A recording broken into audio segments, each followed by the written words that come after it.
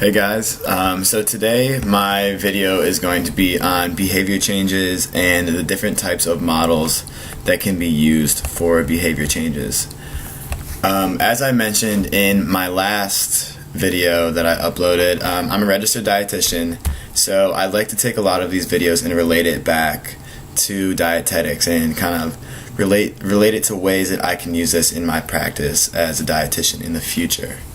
So today our topic was behavior changes, and we needed to go over our favorite model and our least favorite model and why we felt that way about those two things. So the first thing I want to cover, I think my favorite model, and probably because it's so widely used in my profession, is the stages of change model. So with the stages of change, there are 5 stages, beginning with pre-contemplation, contemplation, preparation, action, and maintenance. And one that's not always included in every diagram is actually a relapse from the maintenance stage back to the preparation stage.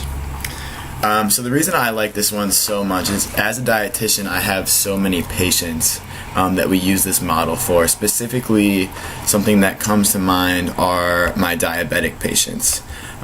So with diabetes, you have a very, very restricted diet. They need to control their carbohydrates and constantly watch their blood sugar. For most people, they've been diagnosed as a diabetic because of their lack of adherence to diet and exercise earlier on in life. So them making these changes and having such a restricted diet, so many of them are very against it, and they have a hard time adhering to their diet. So a lot of my patients will come in the pre-contemplation stage. They're very, very set in their ways. They've been doing something for so long and they really do not want to change.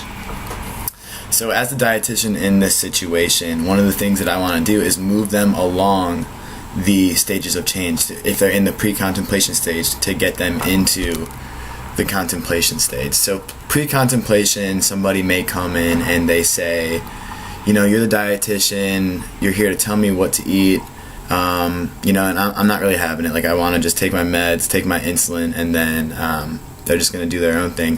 So my job is to move them along the stages of change, all the way to the preparation, action, and maintenance stage. And in the diagram it says a lot of times to get from that pre-contemplation stage to the contemplation stage, there's some kind of cue of action. Something happens to where that person says, okay, I need to make some change. And whether that's me getting through to them, or a hospital scare, or them having some other significant health problems, is usually the cue to action for this one. And I really like this one because I have a lot of success with my patients as we move along that spectrum. My least favorite model that's being used right now on our blackboard was the stimulus response behavioral theory. I don't really like this one as much for health behaviors. It may work for training your dog or getting your kid to act a certain way, but for health behaviors, I'm not a big fan of this one because you give reinforcers and punishments. So if someone comes into me and they're following their diet, yes, I'm going to reinforce them. I'm going to give them encouragement. I'm going to give them positive words. But if they come in and they're not following their diet, there's really no way that I can punish them to get them to adhere to their diet. Alright guys, so that was, in a nutshell, very short and sweet, what I like and what I don't like. Thank you.